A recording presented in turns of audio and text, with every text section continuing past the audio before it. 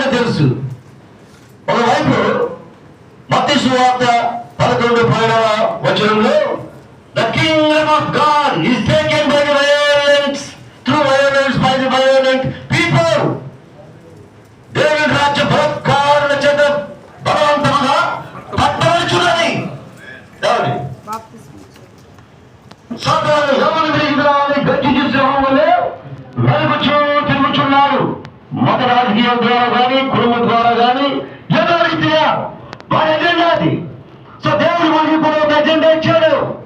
ఎవరి పనుల కొరకు కాదు మనము జీవించేది, ఈ లోకం కొరకు కాదు మనము జీవించేది, ఈ లోకం కొరకు మాత్రమే మనము జీవించేది అయితే అందరికంటే దౌర్భాగ్యము అని పౌలు గారు రాస్తూ ఉంటాడు. సో దేవుడి రాజ్యము బలత్కారుల చేత బలవంతంగా పట్టబడే సమయంలో మనం ఉంటున్నాము. ఎప్పటి నుంచి వారు ఇప్పటి వరకు కూడా దేవుని రాజ్యము నలిగిపోతూ ఉన్నది. అయితే సాతాను కూడా ఒకవైపు ఎవరి విరుద్ధానిగా చూసేవాళ్ళనే వెలుగుచూ తిరుగుచున్నారు. కానీ యేసుప్రభువు ఎందుకు వచ్చారు?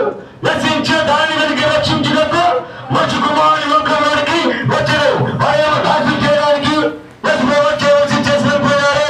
ఆ తర్వాత మనకి అప్పగించారు. ఎక్కడైతే తను నశించిపోతున్నాడో వెలుగు నిలితే చేయడం ఉండగా Amen. Because the light has the power of యేసుప్రభువు మీ లోకమునకు వెలుగై ఉన్నారు. So let the light of Jesus Christ shine in the world. So కనుక పిల్లరా, హగ్గై గ్రంథంలో 1:4-5-7 ధైర్యము తెచ్చుకొని అన్నాడు. ధైర్యము తెచ్చుకొని పని జరిగించుడి. ఎందుకంటే ఈ లోకంలో వానికైతే మనలో ఉన్న పరిశుద్ధాత్మ దేవుడు గొప్పవాడు. ఆమేన్.